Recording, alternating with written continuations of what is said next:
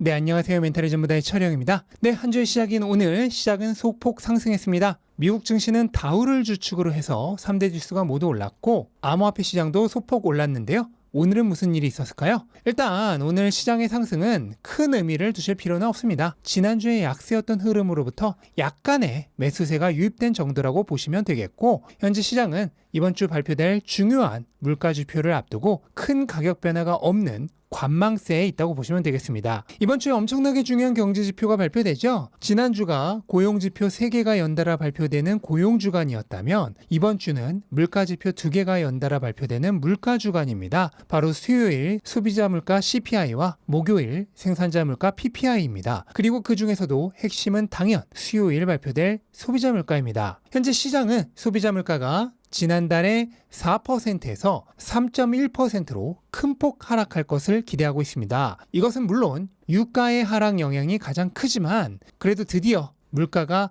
의미 있는 수준으로까지 떨어지고 있습니다. 연준이 늘 말하는 2% 물가에 근접하고 있는데, 물론 연준이 보는 물가지표는 PC이지만 CPI가 PC의 선행지표나 다름없기 때문에 시장은 CPI를 더 중요하게 생각을 하죠. 그리고 근원 CPI도 의미 있게 떨어질 예정인데요. 올해 들어서 거의 제자리 걸음이었던 근원 소비자 물가는 이번 달에 5%까지 떨어지며 하락 추세의 진행이 예상됩니다. 다만 근원 CPI는 앞으로도 극적인 하락은 조금 어렵습니다. 바로 주거비와 임금 상승이 여전히 높기 때문이죠. 원래 근원 CPI는 연준의 달성 불가능한 목표인 인플레이션을 옹호하기 위해서 만들어진 변형지표입니다. 변동이 심한 유가와 식료품 가격을 제거함으로써 물가를 조금이라도 낮게 보고하기 위해 의도적으로 만들어진 일종의 꼼수죠. 물가 항목과 비중은 시대에 따라 계속해서 달라져 왔는데 그 목적만큼은 항상 똑같았습니다. 바로 물가가 실제보다 조금이라도 낮아 보이게 만드는 것입니다.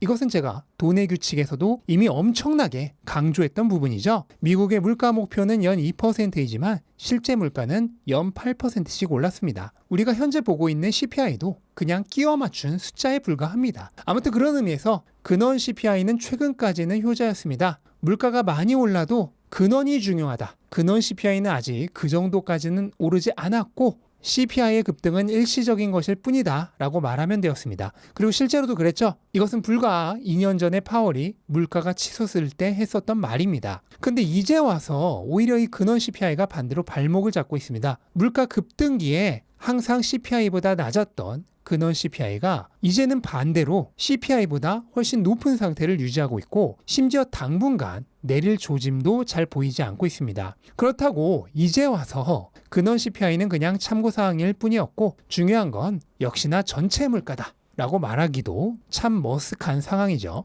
아무튼 근원 CPI야 어쩔 수 없다 하더라도 CPI 자체는 이제 2%에 가까워짐에 따라서 금리 인상은 점점 막바지에 다다르고 있습니다. 연준은 지속적으로 연내 2차례 금리 인상을 얘기하고 있지만 시장에서 투자자들이 실제 돈을 거는 전망은 완전히 다릅니다. 시장은 이번 7월 FOMC에서의 금리 인상이 이번 사이클 마지막 금리 인상으로 보고 있습니다. 물가가 낮게 나올 것을 기대함에 따라 현재 금리 전망치가 조금 낮아졌는데요. 금리를 7월에 마지막으로 한 번만 더 올린 뒤 내년까지 이 금리를 유지하다가 2024년 3월에 금리 인하가 시작될 것으로 예측치가 변경이 되었습니다. 불과 며칠 전까지만 하더라도 금리 인하는 5월부터였는데 금리 전망치가 약간 하락한 것입니다. 이렇게 금리 전망이 낮아지다 보니 당연스럽게도 채권 수익률도 하락 추세로 바뀌었습니다. 여기에는 미 재무부의 채권 발행이 종착지에 다가가고 있는 점도 한몫하고 있는데요. 미 재무부는 부채 한도 적용이 유예된 이후 미친 듯이 채권을 찍어내고 있었습니다.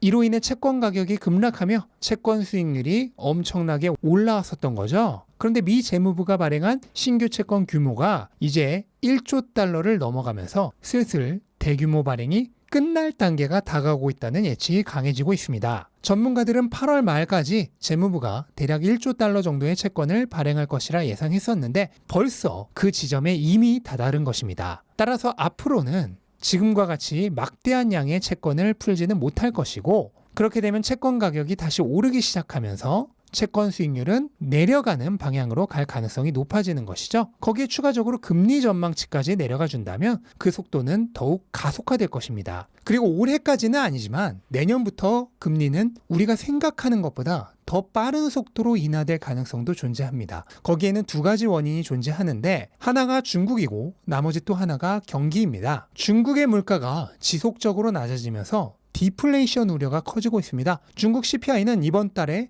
0%까지 떨어지며 하락 추세로 전환되기 직전인데요. 이것은 2021년 2월 이후 가장 낮은 수치입니다. 특히 중국은 올해부터 제로 코비드 정책을 종료했음에도 불구하고 물가 상승이 거의 없었다는 부분이 디플레이션 우려가 심화되고 있는 이유입니다. 사실 더 심각한 것은 생산자 물가입니다. 중국의 6월 생산자 물가는 무려 전년 대비 5.4% 하락했습니다. 중국의 생산자 물가는 전 세계 물가가 최고점을 향해 가던 2021년 10월에 13.5%를 찍으며 무려 26년 만에 최고치를 기록했었습니다. 그러다 하락세로 전환되어 2022년 10월부터는 마이너스 추세로 돌아섰는데 현재는 그 감소 추세가 더 강해지고 있는 것입니다. 다들 아시다시피 중국은 세계의 공장 역할을 하는 곳입니다. 그런 중국의 생산자 물가가 낮아진다는 얘기는 곧 글로벌 물가에도 큰 하방 압력이 가해질 것이란 얘기입니다. 1990년대 이후 전 세계가 높지 않은 인플레이션을 겪었던 가장 큰 이유 중 하나가 중국입니다. 중국이라는 공장이 워낙 낮은 가격으로 물량을 공급해대니 물가가 낮은 수준을 유지할 수 있었던 것이죠. 그런 의미에서 중국의 PPI는 글로벌 물가의 최선행 지표라고 얘기할 수 있는 것입니다. 실제로 미국 역시 PPI는 이제 하락 전환이 그리 멀지 않았습니다. 이번 주 발표될 미국 생산자 물가는 한때 10%가 넘는 초과열 상태였지만 이번 달에 0%대까지 떨어질 예정입니다.